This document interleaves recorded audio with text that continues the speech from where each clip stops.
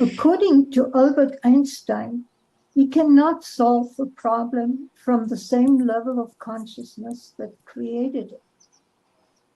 My name is Corinna Stoffel, and I'm the host of Toward a New World. The world seems to be falling apart.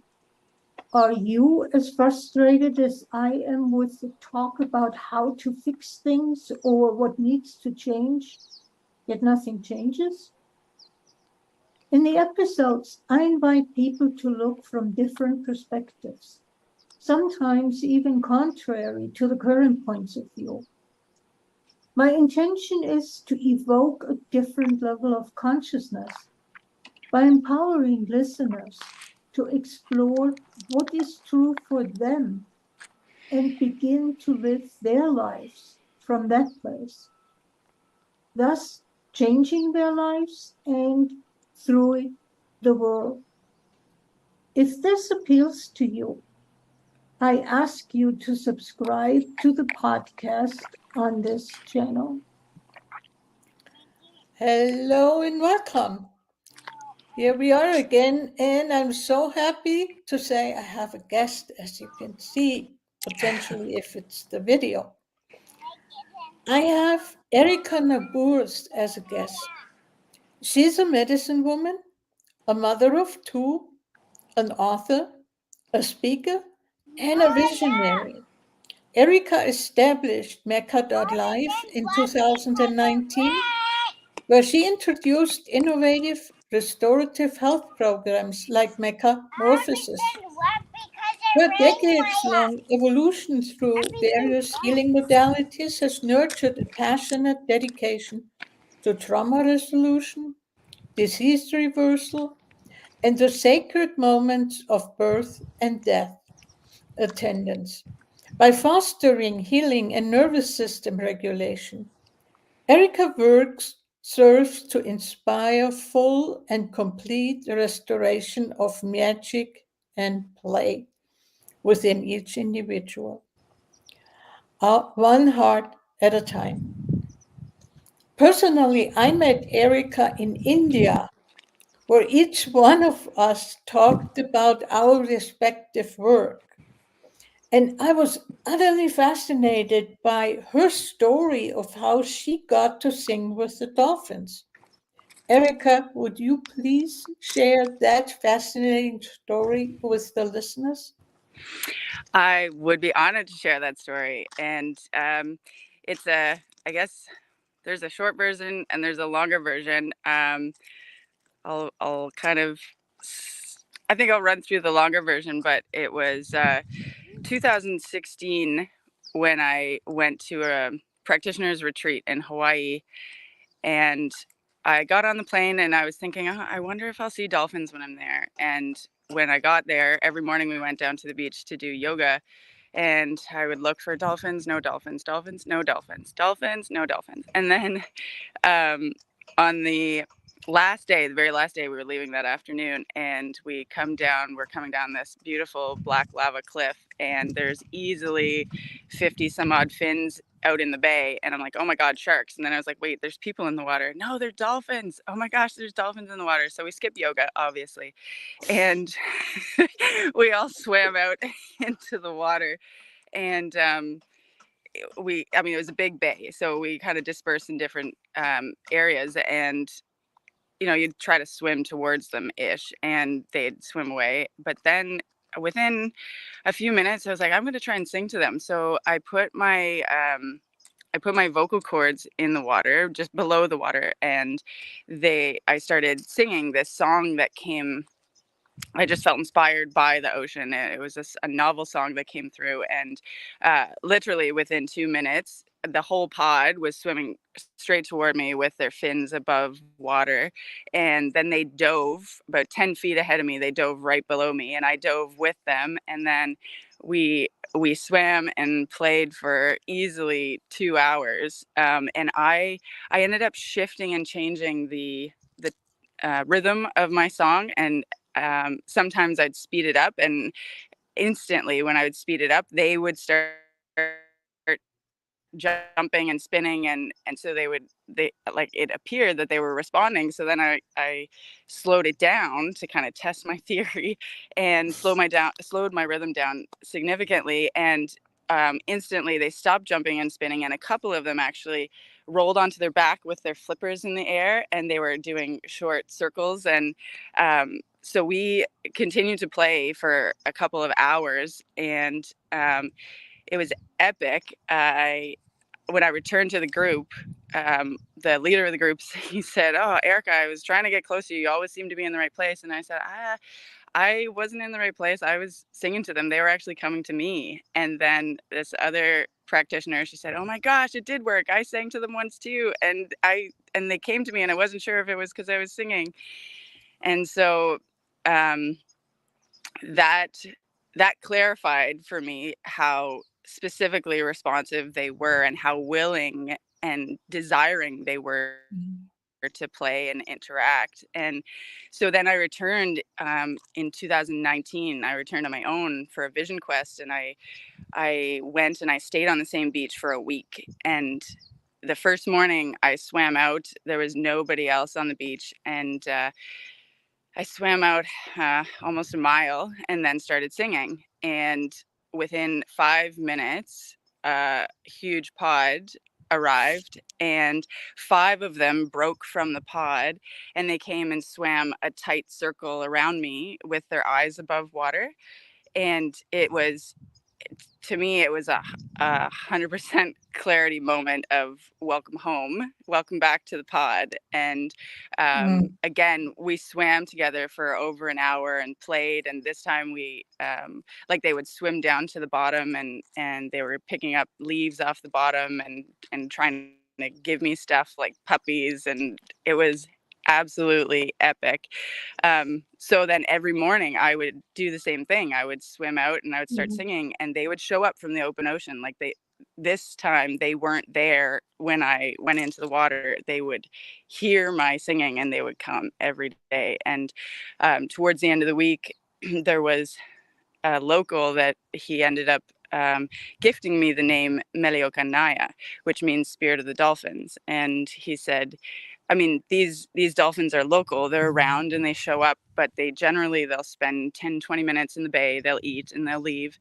But I've never seen them hang out and play for the length of time, and with the intention that they have when you're here. So it's really inspiring to see. So I was, honored and grateful to receive that name. And since then, I've done direct meditation with this pod. There's a couple in the pod that have like, they have barnacles on them. It's an identifiable pod because of a couple of specific dolphins. So I've done meditation with them, and it has become clear that they really want to support me in supporting others. And I do a lot of trauma resolution work on land in clinical practice, but I'm taking it to the next level in terms of connecting with these dolphins and allowing them to help support the access to magic and play in this lifetime, because truly that's all they ever want to do is just play.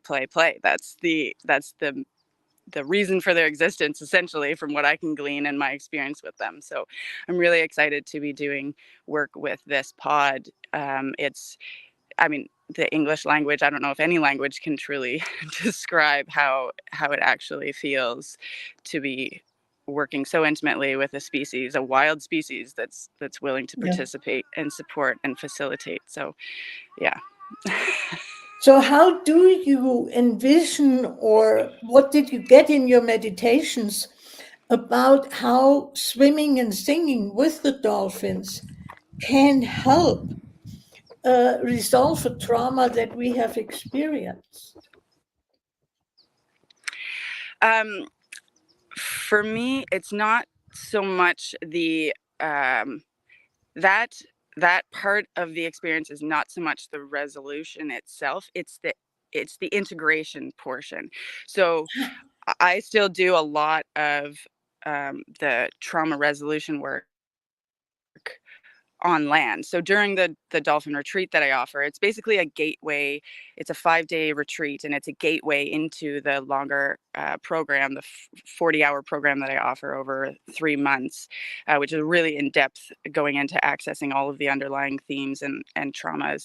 But in the 5-day retreat, we focus on land. We focus on identifying current triggers and current undesirable behaviors that are interfering with current day life and interfering with progress, personal growth, and professional development. So in focusing on the current undesirables, we then gain access to past traumas, and we can start connecting dots to past experiences, and inevitably access the I call them imprinting moments or seeding moments of trauma, which can arguably be in this lifetime in childhood, and or in a past lifetime, and or throughout generational lineage. So, and to me, it's essentially all the same thing but different language, and that's another discussion. But ultimately, we're accessing the seeding moments to help to clear out the noise that surrounds a person and the jargon that interferes with them actually living in the now. Because as long as we have fractured pieces of ourself stuck in a past trauma experience, we have a driver. There's a driver in, okay, how's better? We are actually unable to live in the current moment, in the now. Like there's a lot of current trending phrases about live in the now, be in the now, and that's great. And I also encourage that and aim to access that, but it's not just a mental game. You can't just be in the now by running affirmations in your head. You really have to clear out the trauma drivers that are interfering with your full conscious presence in the now. So going back to do the work with the inner child and or the past life fractured piece of consciousness, to do the apologies, to gain the trust back, and to actually take that fractured piece of consciousness and integrate it into the self. And so a lot of that work happens on land. And then the work with the dolphins is giving people the real life lived experience of what it is to live without the noise, without the jargon, without the trauma, and to truly be present in magic and play, to be playing exclusively without thought, without interference from the trauma drivers, and being able to, when a trigger and if a trigger comes up, being able to move through it swiftly and gently in the presence of these animals, because they don't hold on to anything. They are exclusively focused on living, loving, and laughing. And so that is the piece that they are offering, is being present to hold space to help the integration of the reality of magic and play. And having recently dealt with my own traumatic childhood experiences, I am aware how valuable play is, because we tend to lose our ability to play as a result of a trauma experience. And the dolphins, the way you described it, are a total invitation on, come play, let's have fun. And that is such a shift. I can easily see how you can use that to integrate the work that has been done. And it's sort of like the dot on the I. Exactly. And I mean, because that is one of the biggest pieces that I see in people coming to me, is they've done workshop after workshop, or they've done plant journeys, or they've done therapy for years, and yet it's still been a revolving door of going through the story. There's a lack of the final piece, which is the actual integration of all of the new theory, all of the new trainings, all of the new skills that you've learned, all of the new awarenesses that you've gained, you still need to apply it. You can go through life, you can go through many lifetimes in full awareness. But if you lack the ability to take the next step and implement, take action on your awarenesses, you can stay stuck in awareness without resolution for lifetimes. So my biggest endeavor is to support people in getting to the point of integration and application of their new abilities, their remembered awarenesses, their remembered skills, and their remembering of the fact that we are truly here to celebrate this life and to enjoy the magic and the play that is all around us. In short, to have fun? Yes, please. Yeah. Could you share a little bit about how, now let me backtrack for a moment. In my own trauma work, I realized how much of negative self-talk I created for myself. And I'm familiar and I've known about it for years, but it's been only recently that I've been able to not go into judgment of that self-talk coming up, but actually I integrated that shadow piece for myself. How do you go about that? Mm-hmm. Let's see if I can be concise with this. To me, the negative self-talk is, again, driven by the origin trauma moment. So depending on the language that people prefer, most people associate with their inner child and this lifetime. So we'll talk about the inner child. But so in early sessions,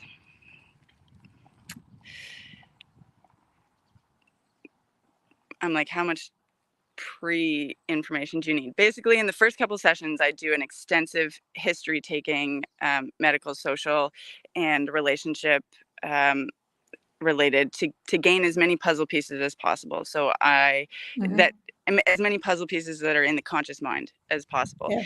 And so that gives me a platform of information to be able to tie in the new pieces or new triggers that come up every time. And so in every session, I will do a little bit of body work to help calm the body, sedate the body, and activate parasympathetic nervous system. And then we'll do a check-in to identify triggers that have come up throughout the week. And then we start working with those triggers. And generally speaking, I mean, there are triggers that arise from interaction with other people, but a lot of triggers are revealed from negative self-talk. And so I will let people share the story of the week, and then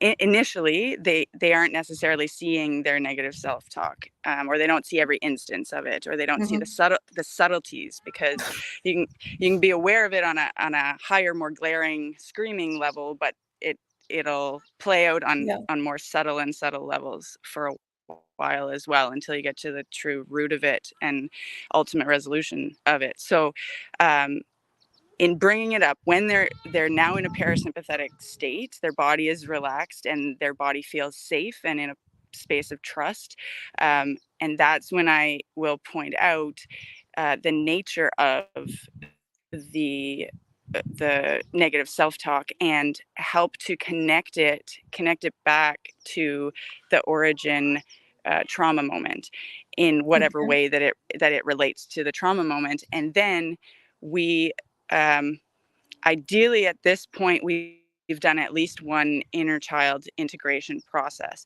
And so I'll go through that process briefly for a moment. But the first experience of an inner child integration is I have people laying on the table, and then I call it an inner light, igniting the inner light meditation. So I'm taking you through a meditation that is focused on the breath and focused on the physiology. We're breathing breath into organ systems and the entire macro organism, and then we take it down into breathing breath into the microorganisms, i.e. the cells.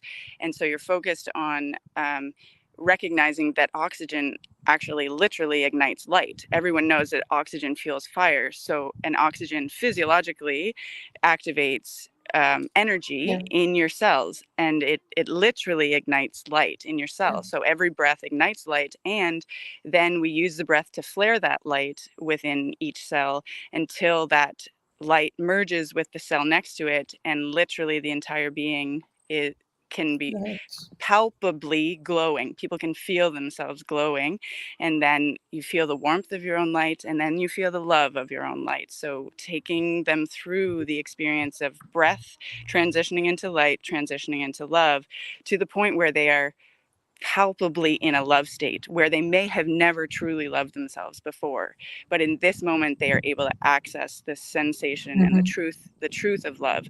And only in that moment, only when I can feel that they're truly there, then I will encourage them to lift their consciousness out of this moment, and we go back to the inner child in a trauma moment, and we approach the inner child, both of us. I'm there, I'm present, but in the meditation, and I'm seeing what's happening. And this has been consistent in the debriefs after the meditation, in the debriefs relative to what I see and what they experience. It's synonymous, which is really exciting. It means it's really happening in the plasma realm. So as opposed to just a head game. And so I'm encouraging them then to introduce themselves, because we don't always recognize other spirit entities in a different form. So they introduce themselves to their inner child as them. They are you. I'm you. You are me. And then they are working to gain the trust of the inner child. So we start by apologizing for the shortcomings of whatever that trauma instance was. So whether they were unable to defend themselves, or they were unable to stand up for themselves, or they were unable to run away, or they were unable to what have you, or someone abandoned them, or they abandoned themselves. And so we work to apologize, and then to start gaining trust in that. I encourage them to share with their inner child that they are working to learn how to trust themselves, and they're working to learn how to gain courage, how to defend themselves, how to empower themselves, whatever the theme is for that individual. And then as trust is gained and I am starting to feel willingness from the inner child, then I encourage them to invite the inner child into a hug, and then they breathe love. So opening the heart chakra and breathing love into their inner child until they feel that that being is 100% permeated with love. And so we're working to access the exact frequency match, essentially, such that then they can invite their inner child to step into them. So we're literally working to pull that fractured piece of consciousness into this consciousness. And in that moment, once the unification has happened, then I spend time encouraging them to help the inner child to feel the new body, and to grow into the new body, into the bigger space. And sometimes we work with other beings that were part of that instance, and sometimes we don't.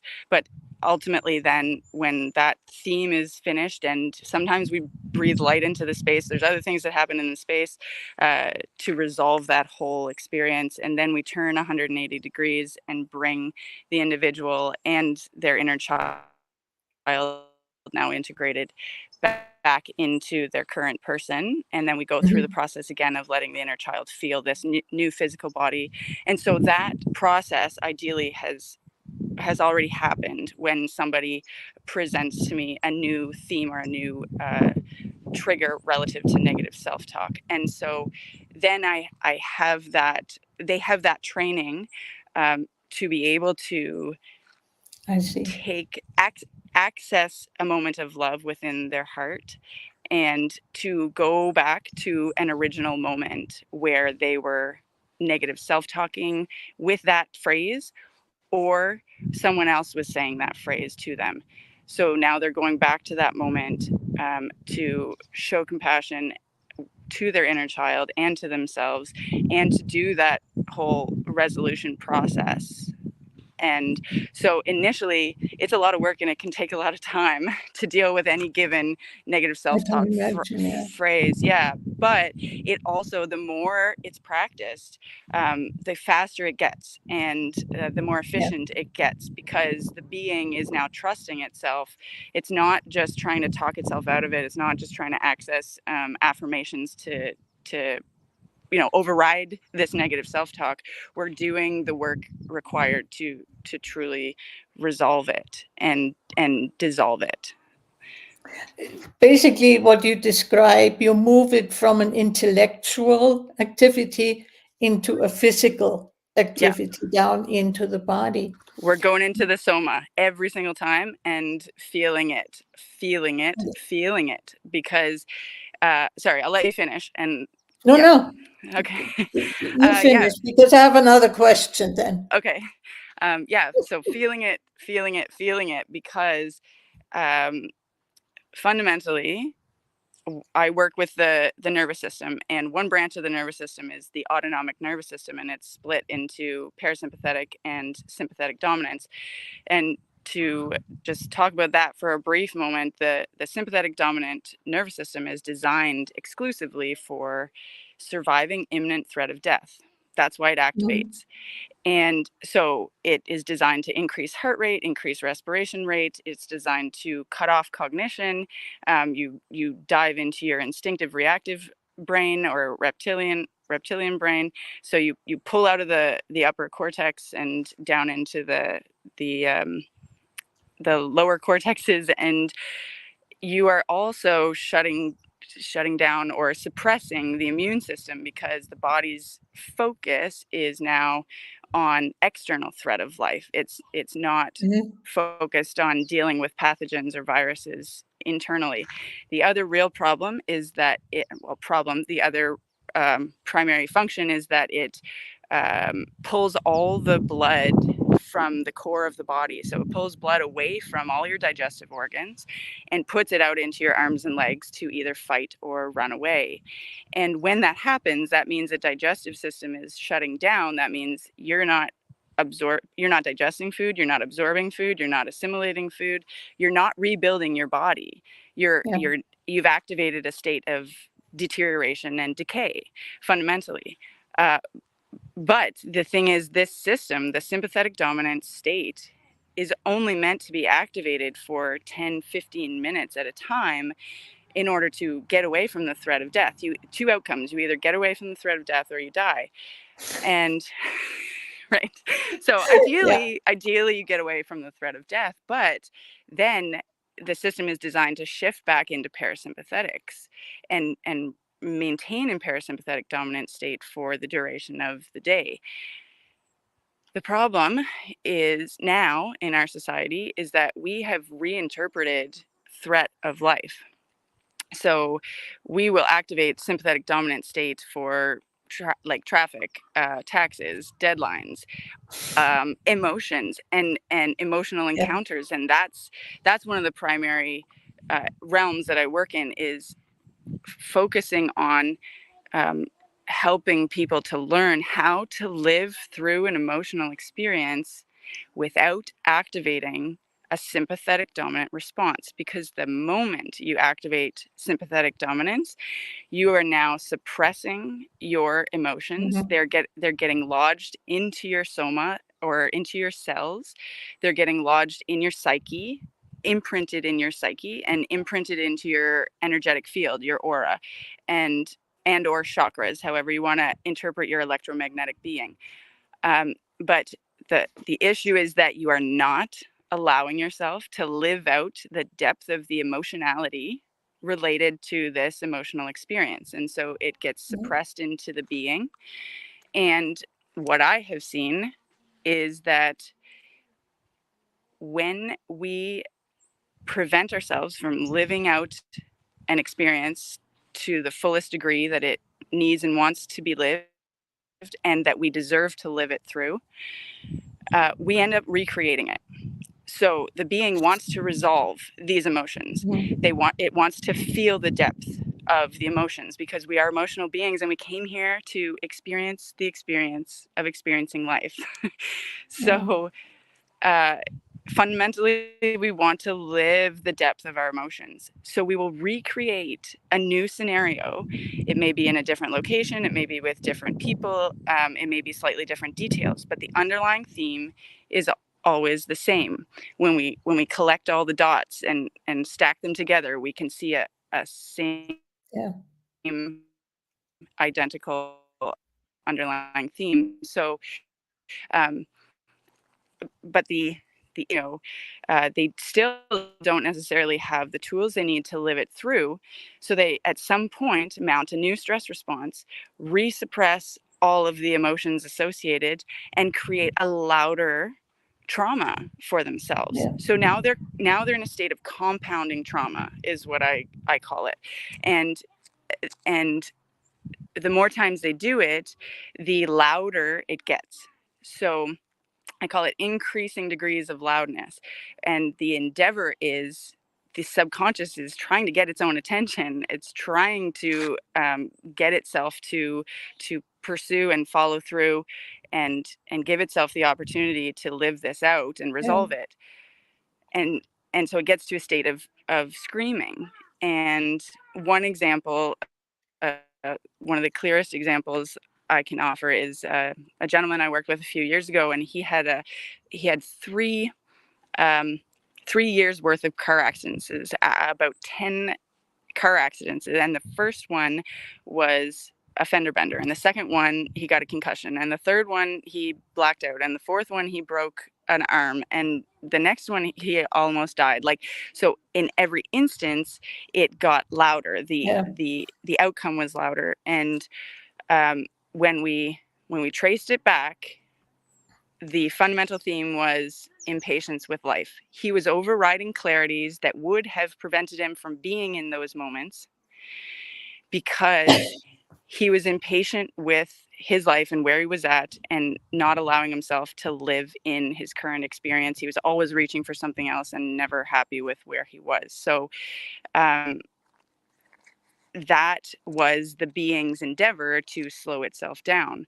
Another example, briefly, is working with veterans, and they get to a point of incredibly loud screams because fundamentally it's an internal war, and they take themselves to a point where now they've created an external war, and they're in scenarios where they're facing threat of life, or they're in a role where they need to kill others, and this, as much as you can be conditioned to a degree of numbing it, they're still human and they still feel it, but they have learned how to cut out the feeling.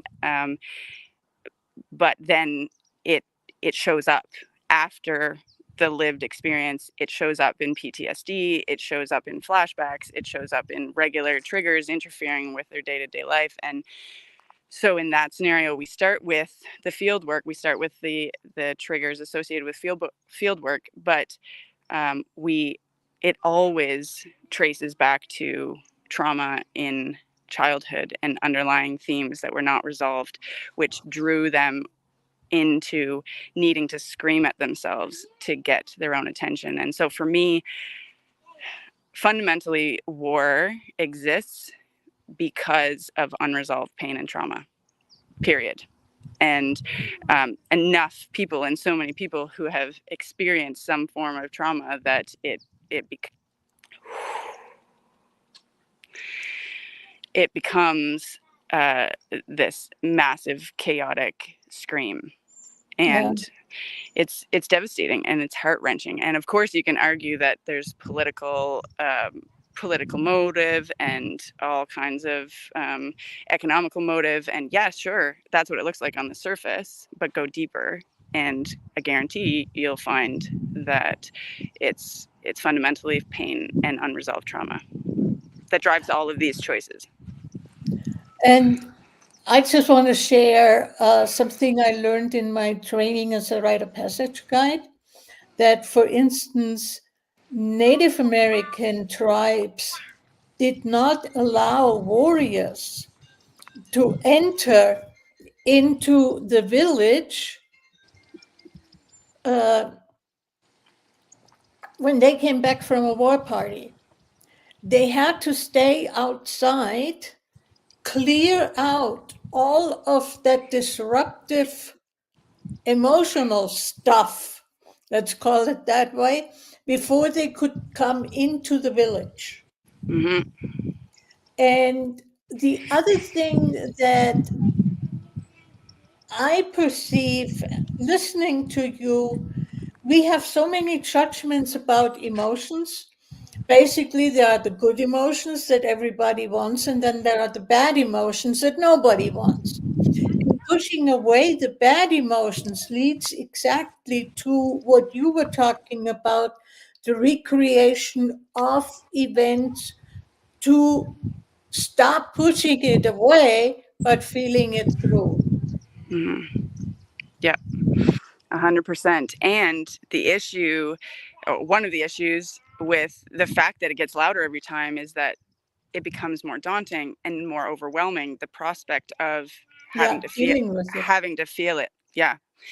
And Yeah, that's why it's essential to create a safe space for these individuals, for everybody, but for especially for these individuals who have created yeah. such a loud scream scenario for themselves, because they are so far away from trusting themselves to go through it, and they have created such a rift with their inner child that it is tiptoeing baby steps at first, in order to Yeah. truly get some momentum going and give them some experience of what it feels like to trust themselves, what it can feel like to love themselves, and um, the the process. It it just essentially, for the louder screams, the process needs to be drawn out a little longer and supported more intensely for a somewhat longer period of time, in order to give the individual the time to learn how to trust themselves again. But it's really incredible to watch when an individual who walks through your door in a complete state of depression, decay, like darkness, you can feel the darkness, you can feel the heaviness, you can feel the trauma, and within a couple months they're actually showing up with light shining in their eyes, and their being Yeah. has like the heaviness has lifted, because they are truly feeling the capacity of their being to grow and let go and shed the intensity of these trauma-based experiences. One thing I'm wondering, listening to you, I mean, it sounds like you do a lot of one-on-one work. How do you meld the one-on-one people into a group to do a retreat, swimming with the dolphins? Mm-hmm. At this point, actually, the dolphin retreat is the gateway into the one-on-one. So Sorry, I yeah, so misunderstood. yeah, no, that's okay. But it's there's a really deep level of readiness required for the one-on-one, because it's scary. It is scary as shit to go into your stuff and to stay in Mm-hmm. it and to keep staying in it. And Yeah. until it's not, because it just takes some time to experience it and to face the fear a few times and watch it dissolve. And then over time, it becomes, I won't say joyful. I was going to say joyful, but sometimes it can even become comical. But it becomes easier, lighter to go through your Yeah. stuff every time a trigger shows up on a more subtle level. And so, because it takes such a depth of readiness, I have created the Dolphin Retreat program as a gateway to get a taste of how deep we go, and and give people access to, this is what it's going to look like, this is what it's going to feel like, and to choose for themselves if they're ready to go that deep, and also give them the experience of what it feels like to experience magic and play on the other side of that depth. Yeah. So it's a micro taste of what the extended process looks like. Okay, got you. Yeah. So is there anything else you would like to share with the listeners on how to sign up? I will put all the link information into the show notes, so that is available. Do you have a specific process for signing up for the retreat, or even one-on-one work, or what do you want listeners to know? Yeah. So if they go to the link, the mecca.life/sanctuary, then you'll see the Dive Deep to Level Up dolphin retreat. And that link actually takes you directly to book a call with me on my calendar. And we can talk about whether or not you feel like this is a best fit for you. And Okay. we'll talk more about the specifics of the retreat. And at this point, I don't have a description of the retreat on my website, but if people would like that layout, then they can connect with me on that call, and I'll send them that as well. Yeah. So at this point as well, we're running 3 retreats throughout the year. So the one coming up is in September, and then we're looking at late November and likely February. We haven't set the date for the 3rd one yet. Got you. Mm-hmm. And at this point, also, they're in Hawaii. I'm also working to connect with. I've been asked to facilitate a retreat in Florida, and there's also some dolphin pods around here on Vancouver Island where I live. So I'm working to connect with them here. But fundamentally, I will only work with pods that have agreed and that I have Vision Quest with initially, so I'm not going to impose on anybody, but yeah, I'm looking at doing retreats in other areas, but at the moment it is in Hawaii. Good to know. Yeah. So is there anything else that you would like to share? Otherwise, I think we got a lot of information on dealing with trauma and learning how to deal with it and getting back to play and magic. Yeah, nothing specific other than, once again, I encourage that everyone deserves the opportunity to experience the experience of experiencing life. And I say it that way because people will try to like analyze that and figure it out, but at some point you can't. You just got to feel it, because we are here to experience life, and we deserve to celebrate, and we deserve to actually live in the now, which involves the complete dissolution or dissolving of our trauma drivers. And I hope that every being walking on this plane gives himself the opportunity to feel and taste and live the reality of celebration, magic, and play. And also you include in a way having an idea, a concept of what joy of living means, because I think not having that is part of the original trauma. Yeah. What the heck does it mean, joy of living? You have some lofty fantasies that are not necessarily connected to actually enjoy living. Absolutely. There's so much conditioning, and especially with social media the way it is today too, and the sensationalization of media, and everybody putting out these false premise ideas of what joy looks like, and it's being presented as external gratifications, when realistically joy comes from right here, and it can be experienced in literally every moment in whatever we're doing, whether we are sitting watching the flowers blow in the wind or running a marathon. And it's a it's a transition that has to happen here. It's not about how much money we make out there and what activities we get to do, and what kind of we get to purchase. Right, what we get to purchase, what kind of adrenaline rushes we experience or endorphin kicks we get. That's all just physiological gratification. Joy, magic, and play it's a completely different frequency that exists from and within the heart.